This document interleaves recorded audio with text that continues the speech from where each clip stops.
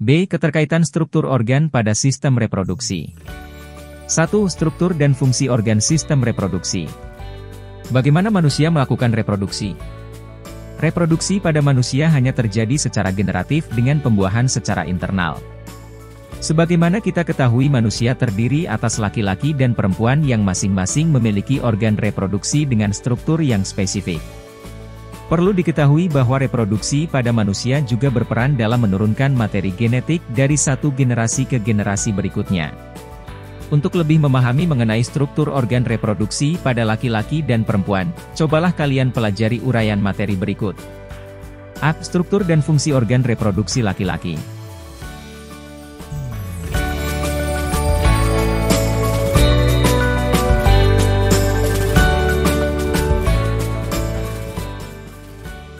Di antara kalian pasti sudah ada yang mengenal organ reproduksi pada laki-laki. Untuk lebih jelasnya sekarang akan dibahas secara terperinci.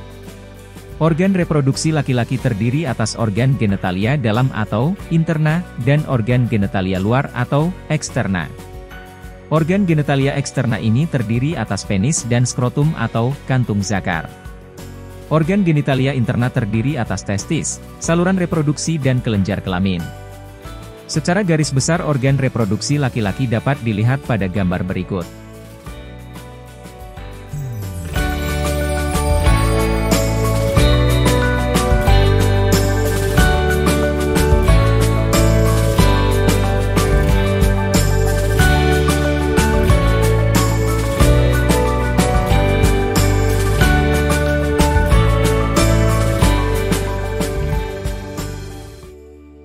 Satu. Skrotum.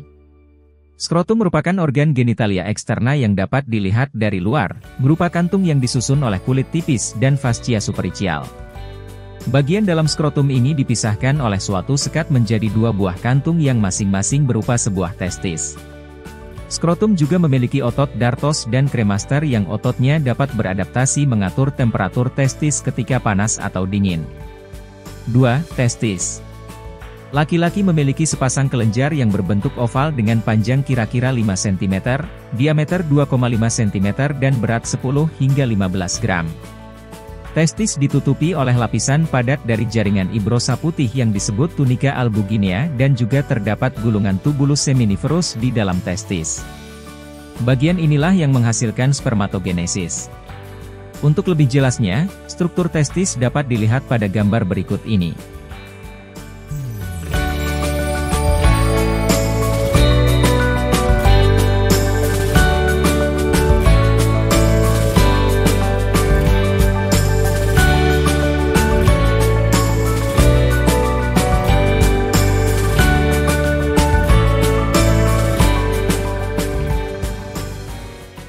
Tiga. Sel sperma atau spermatozoa.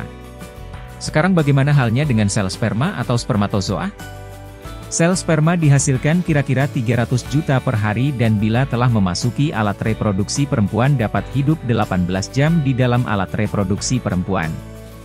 Sel sperma terdiri atas kepala, bagian tengah dan ekor. Pada bagian kepala terdapat materi inti dan akrosom yang berisi enzim hyaluronidase dan proteinase yang berpengaruh ketika menembus sel telur. Bagian tengah terdapat mitokondria yang berfungsi untuk menghasilkan energi dalam pergerakan. Bagian ekor berbentuk seperti cambuk yang berperan di dalam membantu pergerakan. 4. Saluran-saluran. Di dalam testis, sel sperma yang telah matang akan bergerak melalui tubulus seminiferus yang bergulung ke saluran yang lurus dan akhirnya ke jaringan tubulus yang disebut rete testis. Sperma ini selanjutnya akan diangkut keluar testis melalui saluran-saluran tertentu. Adapun saluran dalam testis meliputi beberapa bagian, di antaranya adalah epididymis yang berfungsi sebagai tempat pematangan sperma dan menyimpan sperma serta mendorong sperma ke arah uretra selama ejakulasi melalui kontraksi otot polos. Selanjutnya, saluran deferens yang berfungsi menyimpan sperma sampai beberapa bulan dan mendorong sperma ke arah uretra selama ejakulasi. Lalu, saluran ejakulasi yang memiliki panjang kira-kira 2 cm dan dibentuk oleh gabungan saluran dari seminal vesikel dan saluran deferens yang berfungsi mendorong sperma ke dalam saluran uretra. Terakhir adalah uretra yang merupakan ujung saluran dari sistem reproduksi laki-laki yang berfungsi sebagai saluran sperma dan urin. 5. Kelenjar-kelenjar tambahan.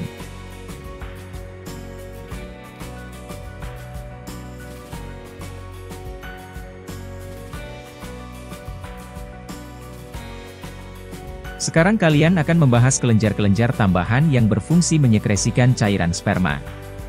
Misalnya saja kantong sperma atau seminal vesiculae, berfungsi menyekresikan cairan kental yang bersifat alkalis dan kaya akan fruktosa.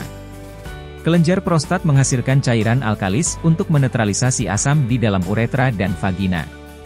Kelenjar bulbouretral merupakan kelenjar tambahan lainnya, berfungsi menghasilkan lendir dan zat yang bersifat untuk menetralisasi urin.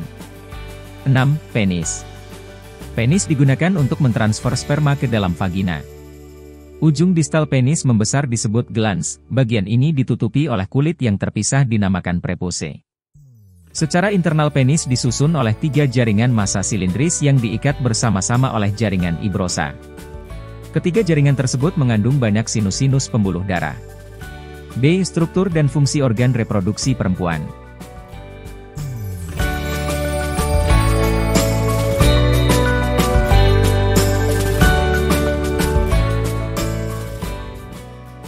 Organ reproduksi perempuan terdiri dari organ genitalia interna, dalam, dan organ genitalia eksterna atau luar.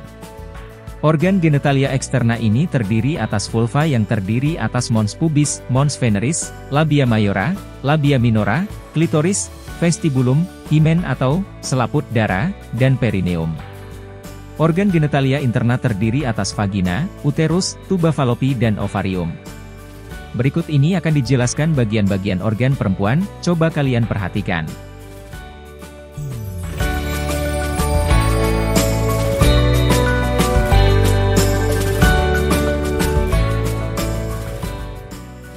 Untuk penjelasan lengkapnya, ayo kalian bahas bersama teman dan gurumu tentang organ-organ reproduksi pada perempuan berikut.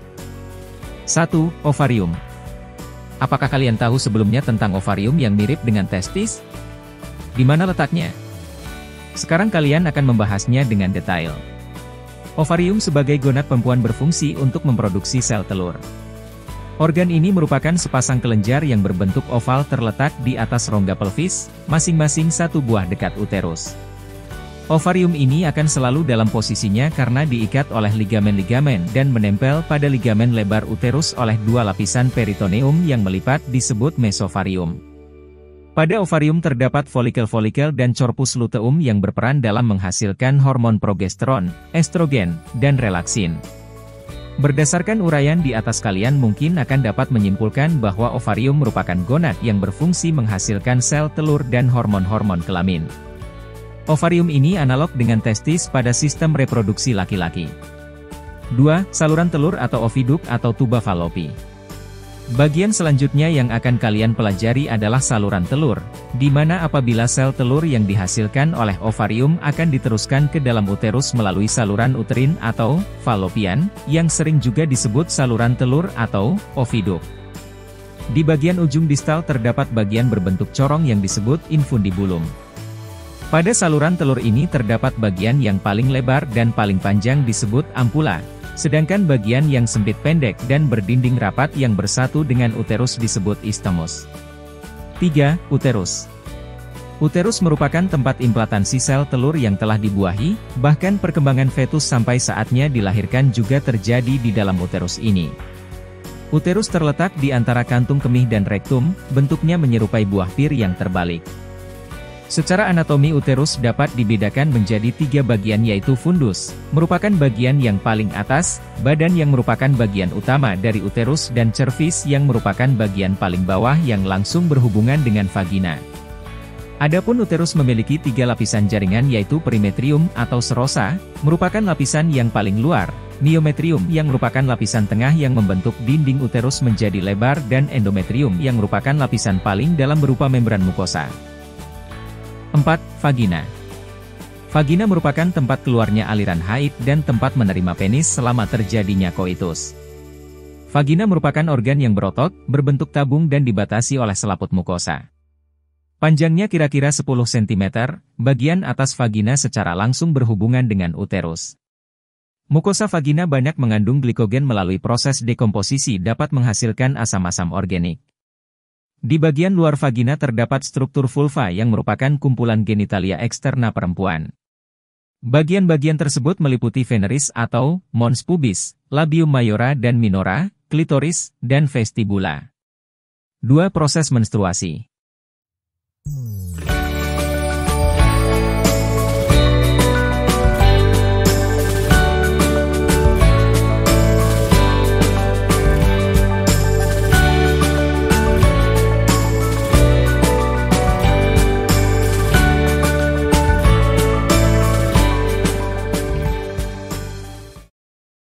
Dalam hidup, seorang perempuan akan mengalami menstruasi tidak kurang dari 400 kali, dalam prosesnya akan mengalami pengelupasan dan regenerasi pada endometrium. Darah yang keluar lewat menstruasi seluruhnya tak kurang dari 3 kali jumlah total besi yang ada pada orang dewasa. Pada siklus menstruasi, terdapat fase proliferasi, sekresi, dan menstruasi. A. Fase proliferasi. Pada fase proliferasi, hormon estrogen sangat berpengaruh terhadap perubahan endometrium. Di bawah pengaruh hormon estrogen, endometrium akan mengalami proliferasi, epitel mengalami regenerasi, kelenjar memanjang dan jaringan ikat bertambah padat. Pada masa ini, endometrium tumbuh menjadi tebal kira-kira 3,5 mm. Fase ini berlangsung kira-kira dari hari ke-5 sampai hari ke-14 dari hari pertama haid. B. Fase sekresi. Pada fase ini, hormon yang berpengaruh adalah hormon progesteron. Progesteron menyebabkan keadaan endometrium tetap tebalnya tapi bentuk kelenjar berubah menjadi panjang, membesar, melebar, berkelok-kelok, dan banyak mengeluarkan sekret. Fase sekresi ini berlangsung dari hari ke-14 sampai hari ke-28. Bila tidak terjadi kehamilan maka endometrium akan mengalami peluruhan. C. Fase menstruasi. Menstruasi adalah pendarahan secara periodik di mana darah berasal dari jaringan endometrium yang mati. Menstruasi terjadi sekitar 14 hari sesudah ovulasi pada siklus 28 hari. Pada fase menstruasi, terjadi dilatasi atau pelebaran pembuluh darah rahim sehingga bagian-bagian yang mati terlepas berupa darah menstruasi. Sebelum menstruasi berhenti, FSH memacu kembali beberapa folikel untuk tumbuh dan berkembang, dan dengan ini mulai lagi satu siklus menstruasi yang baru. Bila kehamilan tidak terjadi, proses ini berlangsung terus sampai seorang perempuan berumur 45 hingga 50 tahun atau sampai usia menopause. 5. Proses kehamilan. A. Fertilisasi atau pembuahan. Fertilisasi atau konsepsi didefinisikan sebagai proses peleburan atau penyatuan antara bagian sel sperma dengan satu sel telur atau ovum yang sudah matang. Setelah proses itu akan membentuk zigot yang umumnya terjadi pada sepertiga dari panjang saluran telur atau tuba falopi. Untuk lebih jelasnya, coba kalian perhatikan gambar berikut ini. B. Nidasi atau implantasi. Nidasi atau implantasi adalah peristiwa tertanamnya atau bersarangnya sel telur yang telah dibuahi atau fertilized egg atau hasil konsepsi ke dalam endometrium. Tempat nidasi biasanya pada dinding depan dan dinding belakang di daerah fundus uteri. Setelah implantasi, endometrium disebut desi 2. Desi 2 yang terdapat antar sel telur dan dinding rahim disebut desi 2 basalis. C. Pertumbuhan dan perkembangan plasenta. Plasenta adalah bagian kehamilan yang penting. Plasenta memiliki peran sebagai transport zat dari ibu ke janin, penghasil hormon yang berguna selama kehamilan, serta sebagai barier. Fungsi plasenta adalah mengusahakan janin tumbuh dengan baik. Untuk pertumbuhan ini dibutuhkan adanya penyaluran zat asam, asam amino, vitamin, dan mineral dari ibu ke janin, dan pembuangan CO2 serta sampah metabolisme janin ke peredaran darah ibu, seperti yang ditampilkan dalam gambar berikut ini. 6. Kelainan, gangguan dan penyakit pada sistem reproduksi. Struktur dan fungsi organ reproduksi pada manusia ada kalanya mengalami kelainan atau gangguan dalam menjalankan fungsinya. Sekarang kalian akan membahas tentang kelainan dan gangguan dalam sistem reproduksi pada manusia. A. Silis. Silis adalah penyakit menular yang disebabkan oleh suatu bakteri berbentuk spiral disebut Treponema pallidum. Penyakit ini dapat menyerang berbagai organ dalam tubuh, dapat ditularkan melalui hubungan seksual, melalui luka-luka mikroskopis, transfusi darah segar, dan dari ibu ke fetus melalui plasenta. B. Gonorrhea. Gonorrhea ialah suatu penyakit infeksi akut yang menyerang selaput lendir dari uretra, serviks, kadang-kadang rektum, pharynx, dan mata. Penyakit ini disebabkan oleh bakteri Neisseria gonorrhoeae, suatu Diplococcus gram negatif. Masa inkubasinya 2 hingga 14 hari, gejalanya berupa sakit bila buang air kencing dan keluar nanah berwarna kuning hijau dari uretra. Pada perempuan, peradangan dan penyumbatan pada tuba falopi oleh gonorrhea sering menyebabkan perempuan menjadi infertil. C. Infertilitas. Infertilitas biasa juga disebut ketidakmampuan menghasilkan keturunan. Suatu pasangan disebut infertil bila setelah 1 tahun menikah tanpa kontrasepsi tidak mendapatkan keturunan. Infertilitas dapat disebabkan oleh faktor di pihak laki-laki, pihak perempuan ataupun keduanya. Pada laki-laki infertilitas didefinisikan sebagai ketidakmampuan memfertilisasi ovum. Pada perempuan infertilitas disebabkan oleh gangguan pembentukan ovum karena kerusakan pada ovarium yang disebabkan infeksi toksin, sinar radioaktif, penyumbatan tuba falopi, gangguan pada rahim dan cervis. D. Gangguan menstruasi. Gangguan menstruasi dapat berupa perdarahan menstruasi yang terlalu banyak atau terlalu sedikit, siklus menstruasi tidak teratur, menstruasi terjadi lebih dari 7 hari, tidak menstruasi lebih dari 3 bulan, atau bahkan tidak pernah haid sama sekali. Lebih detailnya gangguan menstruasi ada amenorea, yaitu amenorea primer dan sekunder. Amenorea primer adalah kondisi di mana seorang perempuan sama sekali belum mengalami haid hingga 16 tahun. Sementara itu, amenorea sekunder adalah kondisi di mana seorang perempuan usia subur yang tidak sedang hamil, tetapi pernah menstruasi sebelumnya, berhenti mendapatkan menstruasi selama 3 bulan atau lebih. Selanjutnya, dismenorrhea dengan kondisi di mana perempuan mengalami nyeri saat menstruasi, umumnya pada hari pertama dan kedua haid. Selanjutnya, menorrhagia yang merupakan gangguan menstruasi berupa keluarnya darah menstruasi secara berlebihan atau dalam jumlah terlampau banyak, sehingga mengganggu aktivitas sehari-hari. Terakhir, oligomenorrhea di mana kondisi ketika seorang perempuan jarang sekali mengalami menstruasi, yakni jika siklus menstruasinya lebih dari 35 hingga 90 hari atau mendapat haid kurang dari 8 hingga 9 kali dalam kurun waktu setahun.